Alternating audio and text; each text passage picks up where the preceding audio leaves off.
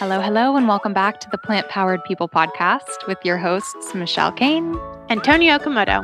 Today, we are going to be talking about surviving the holidays. Specifically, Michelle and I are going to be sharing our top 5 ways to survive the holidays. Cute. Yeah, Michelle and I understand that it's such a challenging time for people, especially if they are just stepping into plant-based eating and now they're going to go share a meal with potentially nothing for them to eat. So we want to make that transition a little bit easier. And if you've been a seasoned plant-based eater for 10 plus years, we may have some tips for you too. So listen in.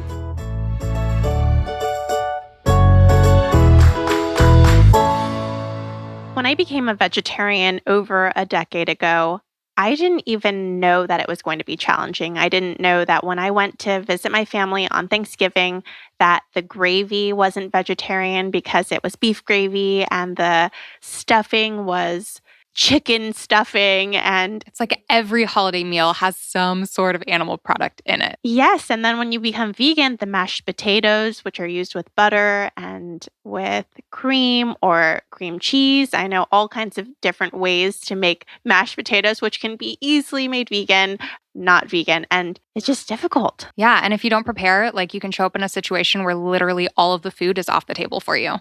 And that's tough. Yep. And my family, even when they knew what was vegan, they were not accommodating immediately. They thought, this is my thing. It's not their thing. Why should they have to go out of their way to prepare me a special meal? And they first thought it was a phase for me. So they were less eager to accommodate my phase. But it wasn't until much later that they got it. And with time and some of the things that we're going to talk about on today's episode began to accommodate me. Yeah.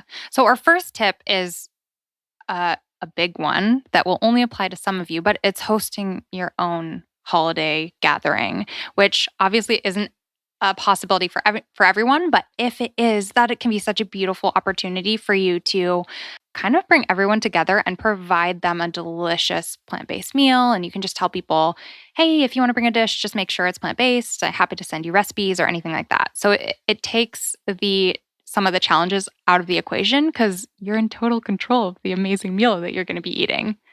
And another option in that same vein is hosting a separate meal for your friends that's all vegan. It doesn't have to be the one that's with your whole family. That one can be what it is.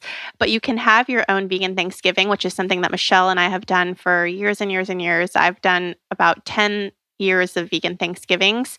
And it's been potluck style. My friends sometimes ask for recipes because they may not be vegan but want to participate in this one day potluck. So I send them recipes, and it's a really great way to show how tasty and easy vegan eating is. And they're on board, everyone enjoys it, and I get to eat whatever I want. Yeah, actually, so I call them Friendsgivings, little spin-off on Thanksgiving. And for the longest time, I didn't do that. I went vegetarian when I was 8. I would pretty much not enjoy the holidays. I'd make pasta or something that I was able to eat while everyone was eating the holiday foods, just because I didn't have all the tips we're about to share with you. But the first year that I actually got together with friends, and this was just a few years ago, and had my own Thanksgiving meal where I was making everything, we were all making everything together, and it was all plant-based. It was so fun and delicious and beautiful and takes all those stressful elements out. So it's a really nice way to be able to really enjoy the holidays in a non-stressful way while still being able to participate in your family events without having to think of that as if I don't enjoy this, my holidays are ruined. Do you know what I mean? Yep. And there are some easy ways to do that. You can set up a Facebook event. So you don't have to send out invitations. You don't have to text all of your friends. You can just put it out there and who comes, comes. I like to create a spreadsheet for mine to see who is bringing what. And I often put name, dish you're bringing, and then some options with recipe links that I suggest, and people can pick what they want to bring based on what I need. And so I usually buy the Gardein or field roast, and I do mashed potatoes and gravy because those are so easy. And then I let people bring whatever else they want. They can bring the mac and cheese, and I'll provide the link. And I make it super easy for all of my non-vegetarian, non-vegan friends to come and participate in this plant-based Thanksgiving meal. Yeah, it's a really cool way to share delicious food. And if you're providing someone a recipe, it's like almost anyone is up for giving that a try. And especially if they don't have to look for it, like the stressful part is making a recipe for other people that you've never tried before. So it might not turn out well, and you're worried about it, and then everyone's going to judge your food. But yeah, so it's really helpful if you can share things that are tried and true with people. And who knows, maybe they'll start making that recipe far beyond the holidays because they love it so much. And sharing is our number 2, bringing a dish to share. If you're traveling to your aunt's house an hour away, that's your family tradition. You can bring a dish to share, and you'll know that you have at least one thing to eat. And a thing that's really cool about that is that you can also do little recipe cards. You can go to Michael's. Michael's has little index cards that say from the kitchen of, and I like to make it from the kitchen of Tony Okamoto, and I write out a few so that if anybody really loves the recipe that I make, I can give it to them. And yeah, it's been so good because people always are interested. They're like, "Oh my gosh, I can't believe that was vegan." And yeah, they're surprised. Yeah, I'm making a mental note to do that at my Friendsgiving and my Thanksgiving this year. I love that because always people will be like, wow, that dish is so good. Not with all of my dishes. I'm so far from perfect. I've had so many holiday dish fails, but there's always a few that people are like, that's so good. Where do I get the recipe? And I'm like, oh, I'll follow up. And I always forget. So that's a really, really good tip. For those of you guys who are looking for recipes, or maybe this is your first holiday, or you just don't have go to recipes that are perfect for Thanksgiving or Christmas or Hanukkah, any of the holidays, of course, you can turn to any recipe online. Like just do a Google search for whichever specific, green bean casserole made vegan. But there's also a lot of great recipes on Plant Based on a Budget and World of Vegan that are totally free. And Tony actually created a whole ebook about Thanksgiving recipes last year. Yep, I did plant-based recipes that are the same types of recipes that you'd serve at your omnivorous Thanksgiving. So I didn't want to make them extra healthy by avoiding butter and salt and all of the maybe unhealthy ingredients. I wanted it to be something that you can bring to your family's house and they won't think twice about it. I wanted the experience to feel like you're not sacrificing anything by eating a plant-based diet. So that is going to be in the show notes. Yeah, and I think that's also a really good tip. If you're someone who eats super healthfully and clean and maybe whatever, no oil, no whatever, I think the holidays are maybe not the time to try and introduce people to that because for the most part, people are in just a mode of indulging on their favorite things. And if you're already taking out the meat and the dairy and giving them something a little bit different, it's cool to be able to show them something that tastes very familiar and just as like savory and indulgent. But if you then take out all of the other like fat and salt and sugar, it can get so weird. And that becomes, for many people, their very first exposure to plant-based food. So if you're trying to win people over and trying to just kind of seamlessly blend into the table and create an option that people will love, don't shy away from those more decadent ingredients, I would say. And there are so many plant-based alternatives to the things that you may have been familiar using before, like butter. You can use Earth Balance, which you can find at Walmart or Target or lots of other accessible stores. I know that I really love sweet potato casserole, and that usually has marshmallows. But there are vegan marshmallows that you can find at Trader Joe's or at Sprouts or at Whole Foods. The brand of those is called Dandies. They're really amazing. And then Trader Joe's launched their own. Those are so good. Plus, if you're making like hot cocoa for the holiday season, vegan marshmallows are so good in that. And even like a cocoa whip and like whipped cream and just literally anything that you use, or like Ready Whip now has a vegan option. Like anything you were eating before, you can probably find or make or find a really delicious recipe for the vegan version. So it's just going to take a little more planning. Yeah, but we also have a video for how to do an instant vegan Thanksgiving. So if you're not wanting to make a full meal from scratch, say you're hosting or you're just bringing a dish to someone's house, we have a video, which I'll also drop in the show notes, that shows you which accessible products that like you pies. can instantly make.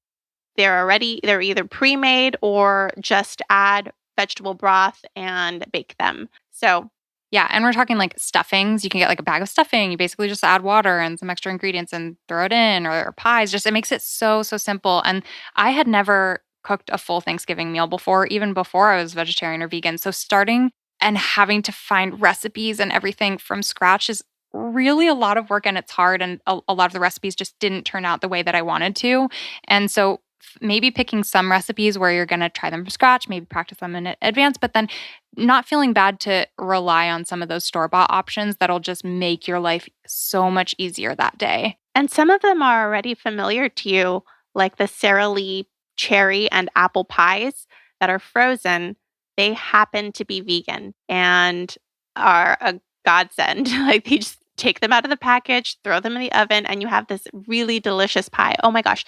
Also, the apple pies from Costco. They are super famously delicious and happen to be vegan. I had no idea. Yeah, when we were filming that video, I learned so many tips from Tony about things that I assumed were not. I wouldn't have even read the label because I just assumed they have dairy or something. So yeah, that's great. And we also have like I've put together a full how to host a vegan Thanksgiving guide with like a sample menu on World of Vegan. So just worldofvegan.com/Thanksgiving. And there's all those videos that we filmed together to help you out. So we have tons of resources for you when you want to find recipes, when you want to host, when you want to bring a dish.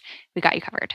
Yep. And we also have some tips on the brands that we like. There are so many options. Say you go to the grocery store and you're like, oh my gosh, there are 20 vegetarian turkey roasts. That's our next tip. The roasts at the center of the table, which a lot of people think if they're going to go vegetarian, they just go without them, right? And you can put like a hollow out a pumpkin and put like a pilaf dish in there, something just beautiful to be at the center of the table. But there's also tons of plant-based roasts, turkey roasts, even like ham roasts.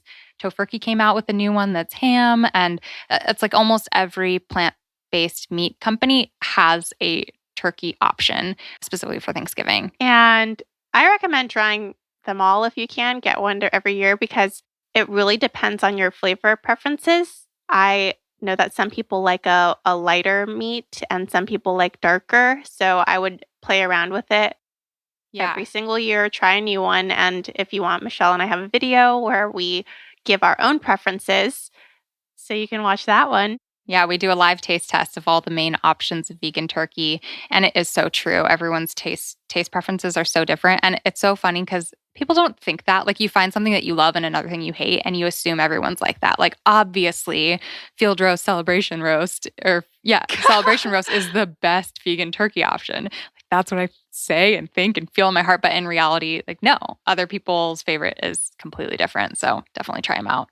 And sometimes they're just on sale. So I just picked up 3 roasts because they were $6.99. And I really care about price. I don't want to spend a lot of money.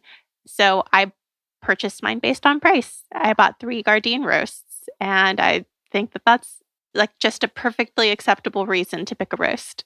Yeah. And you can even eat them after Thanksgiving, like throughout the holidays. I know, I should have bought more. Well, yeah. And that's another tip is if you're waiting till right before Thanksgiving, don't do that to go shop, especially if you're looking for a specific type of plant-based roast and you think this store will have it. They could very well be sold out or, just do it a little bit in advance, and all of them can be frozen and then thawed out before Thanksgiving. So if that's just one less thing you have to worry about on that week itself, that would be great for you guys. I know that the field roast en croûte was sold out all over the place last year. It was so hard to find it. Yeah, when Tony and I were trying to prepare we made not only a taste test video, we did like I think we made like 4 different vegan Thanksgiving videos. We love food. So we had to buy all of these vegan turkeys, like all the ones that were existing at the time. And I must have gone to like 12 different grocery stores, and they'd either be sold out or they didn't have it yet, or they were yes. If you see one and you're like, I want to serve that, get it. That's why if you go into Michelle's freezer right now, she has like 15 roasts. Not 15, but I do have like 2 to 3.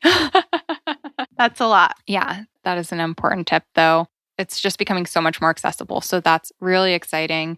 There are recipes online for like making your own seitan roast and stuff. I've never done that. Have you, Tony? No, but I know that I've looked at Vegan Richa has a chickpea loaf that looks really good. She recommends serving it at Thanksgiving, and she said that it's well loved, and I trust her recipes. So if you really want to make your own, I I've looked at a lot of different recipes, and that one looks the most appetizing to me. Another thing is when you are going to someone's house for Thanksgiving where you don't have the ability to bring anything yourself. Say you're traveling to a different state for the holidays and staying with your family. You don't really have the option to bring a dish. So in that case, it's so important to communicate with your host, and not as a self-centered, selfish reason. Like, I always feel so shy and uncomfortable doing that because I'm like, oh, I don't want to inconvenience them. I don't want them to have to go out of their way at all. I'd rather just not eat. But truth be told, if you're not telling your host that you don't eat meat or dairy, and they're making an amazing array of food, and you come and you don't eat any of it, they're going to feel terrible. And they're going to worry about you, and they're going to say, oh, I can't believe I didn't make anything you can eat. Like, it's putting them in an uncomfortable situation. So as much as have compassion for your host, as much as wanting to make it a livable situation for you, and just let them know that you're plant-based and, you'd be glad to help cook or whatever. I don't know. Do you have tips on that, Tony? I was actually wondering what it was like for you, because your husband is from Ohio and his family, they eat meat and potatoes, and you travel there for Christmas. So what is it like, or what was it like in the beginning when you're like, I don't need any of the things that you eat? Now what? Well, I was really lucky, because my husband and I were both vegan when we went there. So I didn't really have to do the speaking up for myself, which I'm so shy. I'm such an introvert, and I'm so hate inconveniencing people that it would have been really hard for me to do that, although I know I should. But Dan just had told his mom, hey, Mom, I'm vegan. Michelle and I are vegan. We can go grocery shopping when we're there or whatever, just to make sure we have some stuff. Don't worry about it. But just FYI, like, if you're making stuff for dinner and stuff that has meat, we won't be able to eat that. So just making sure that they knew and they were aware. And his parents were and still are like the greatest, sweetest people ever. And I think you'll find this about a lot of people if you give them like the chance and the information that they need. She was like, oh my gosh, I want to stock the fridge for you. I want to make sure there's stuff you guys can eat. What are some like brands or products I can look out for in store? So, we told her like basic stuff like hummus and pita, stuff that you can easily find everywhere. And we knew we could just like have as staples. But also it was around the holidays. So we said, like Dan had said, oh, there's these like roasts that we usually eat, but like, don't worry, they can be kind of hard to find. And like, she found them. And when I go there for the holidays, like, there's more plant-based foods that she somehow found from the little town of Lorain, Ohio, than I probably would have had for myself at home. And she even like went so far as to take some of her family recipes that she always makes and like make a vegan version of it. So she was asking us, where can I find vegan butter? What does that look like? Is there milk? And yeah, they were just have always been so, so amazing.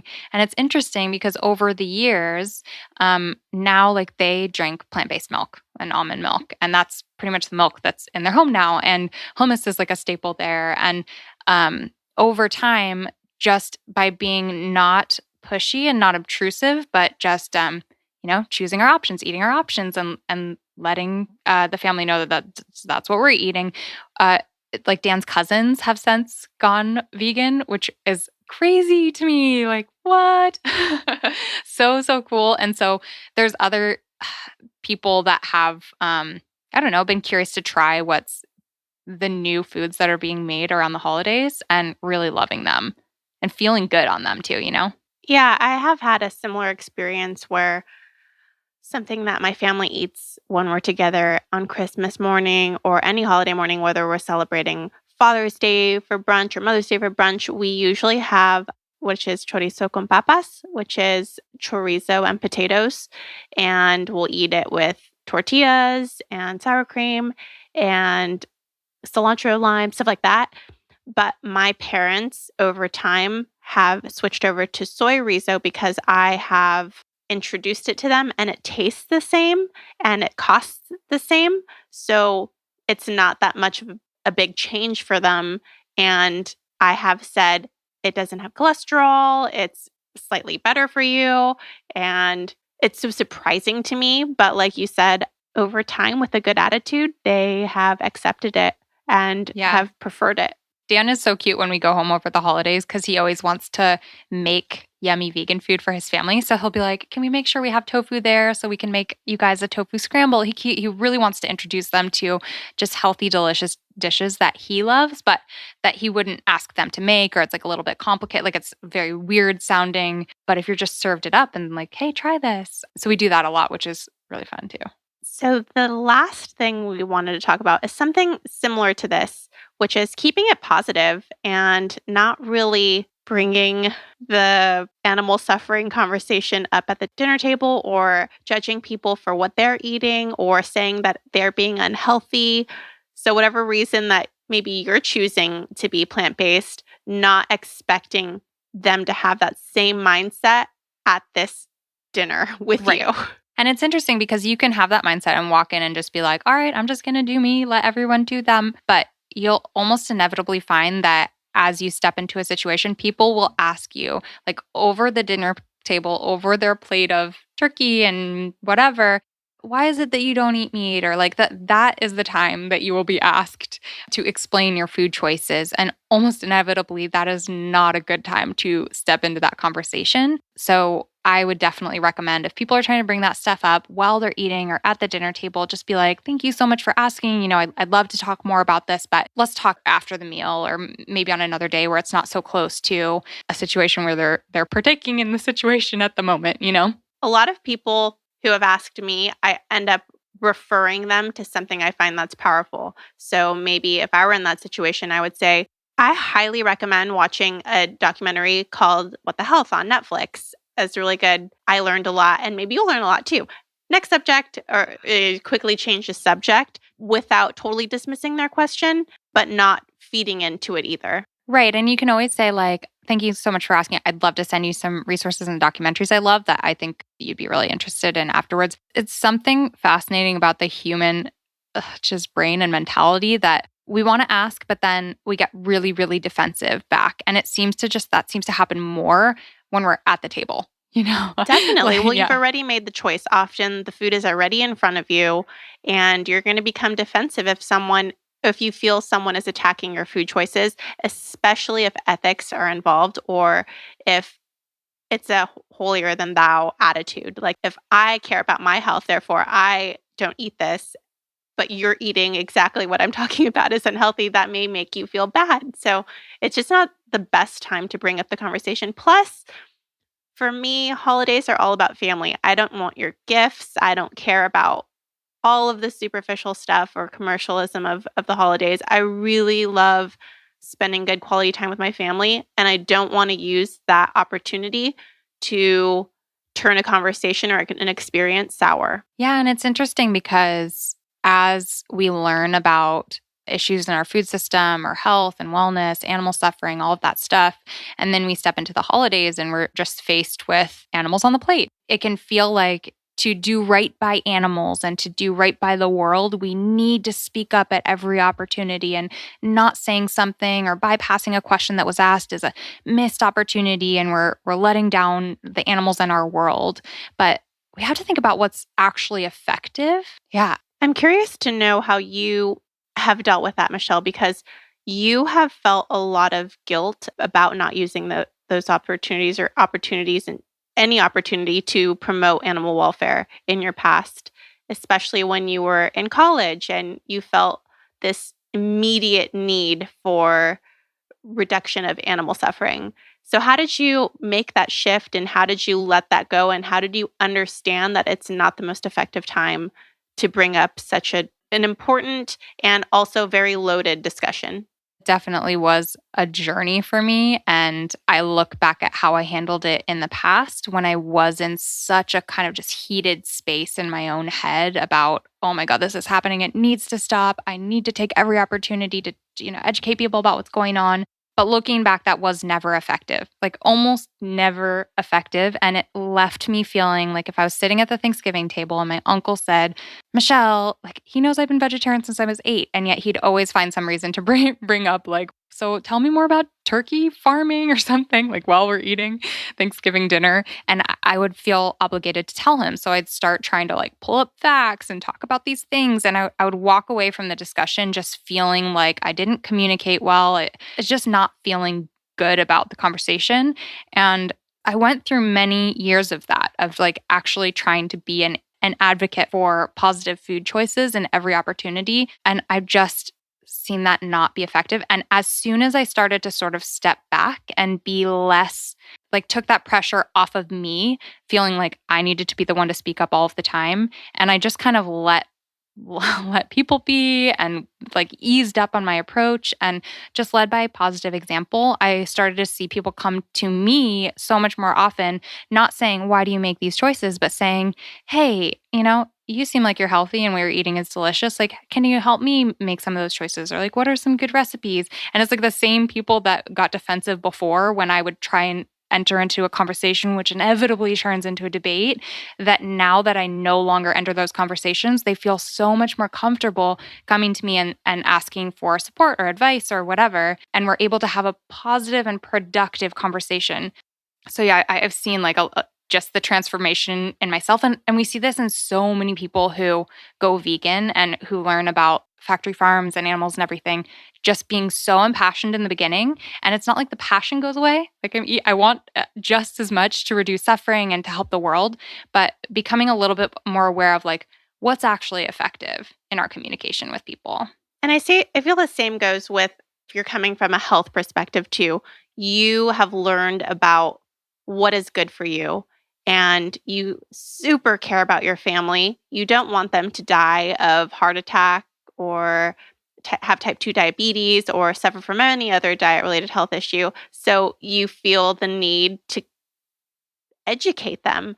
But it's just, there's so many opportunities for that to happen. And there are so many resources that make someone not as defensive.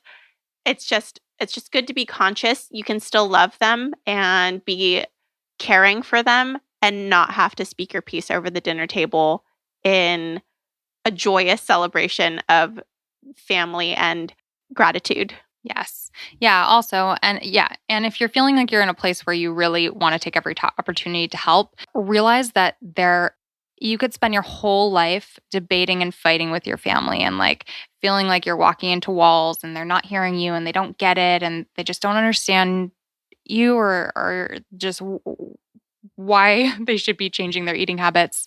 And that's stressful. It's unpleasant. It makes holidays feel horrible. Like when you have that expectation on your family, it just doesn't leave you feeling very good because it's not the most likely that everyone will always change right at once.